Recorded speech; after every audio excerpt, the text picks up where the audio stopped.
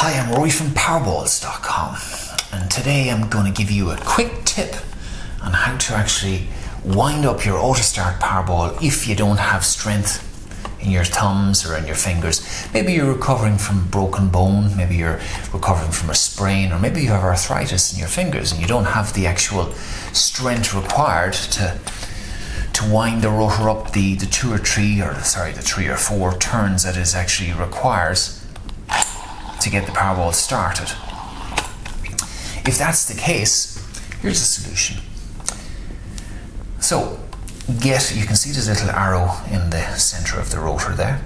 Get that arrow so that it's pointing upwards towards the ceiling.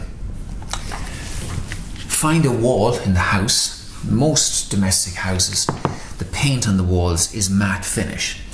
It's not gloss. Gloss would be slippery and sort of shiny. Matte finish is standard in most houses. Arrow facing the ceiling. Press the ball firmly, not too firmly, but firmly against the wall basically. Start above your head and slowly start pulling it down. You'll actually feel, if you're doing it right, you'll feel the spring winding up. There's very little pressure required, by the way. Certainly an awful lot less pressure required this way because you're using your whole arm and body as opposed to just your 2 thumbs. Keep bringing it down nice and slowly. Keep going, keep going, keep going. Release it. There it's spinning and off you go. So again, make sure it's in your dominant hand, the hand that you actually want to spin with first. Get the arrow facing up. By the way, if you have the arrow facing the wrong direction, what will happen is you can pull it down as far as you like. It's not going to be winding the spring, it's going in the opposite direction. So, arrow facing the ceiling, ball to the wall. Nice bit of pressure, not too much. It will not mark the wall.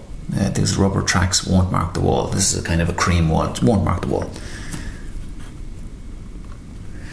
Make sure the shell also isn't rubbing against the wall, because if you have the ball at an angle, you'll be dragging the shell down against the wall, then it'll mark the wall. But just if you're actually just letting the rotor do the work like a wheel, pull it down, just pull it down, keep pulling it down, keep pulling it down, keep going as far as you can until it won't wind anymore, I guess. Remove it from the wall and voila, she's spinning away ready to go. So again, that's the tip. If you don't have the strength to wind it up with your fingers, with your thumbs, use the wall, or if you must, get a couple of sheets of A4 paper. Same thing, you can line them on the desk because the paper tends to grip those tracks very nicely.